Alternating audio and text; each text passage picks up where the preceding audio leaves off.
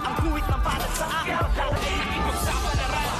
sa mga at talagang pinagulan kaya ng magic ng saga.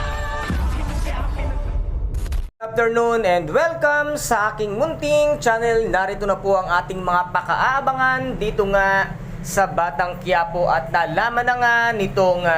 si Senyora Vitina na itong ngang si Aling Tinding ay lumabas upang puntahan at dalawin nga ang kanyang anak na si Marites at upang isuplong din sa mga kapulisan ang ginawa nga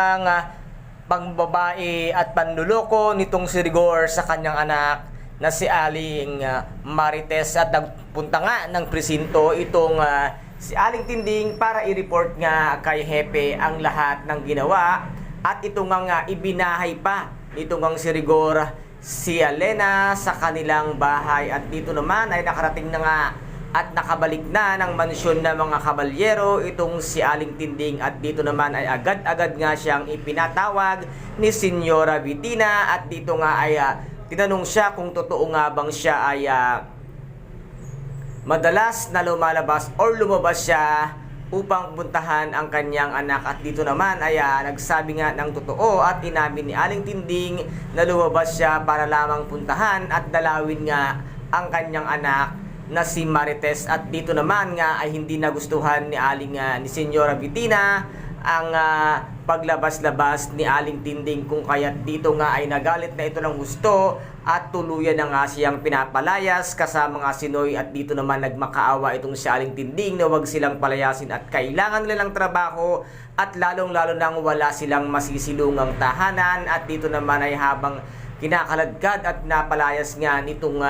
si Senyora Vitina, si Aling Tinding ay napansin at nakita naman ito ni Senyor Pakundo kung kaya't agad-agad niya itong nilapitan at sinabi niyang bakit niya pinapalayas itong si Tinding at ano ang mabigat na naging kasalanan at dahilan kung bakit bigla-bigla na lamang itong palalasin at bakit ganon kabigat ang dugo niya nga kay Aling Tinding at dito naman ay nagtataka itong ang si Senyora Vitina bakit ganoon na lamang kung ipaglaban at ipagtanggol nga ni Senyor Pakundo ang kanilang muchacha or katulong lamang si Aling Tinding at nasabi nga dito ni Senyor Pakundo na si Aling Tinding lamang ang nakakausap nga ni Catherine sa lahat ng mga katulong natin dito sa bahay at dito naman ay habang nagkakagulo ay narinig nga nila ang tinawag na Aling Tinding at agad nga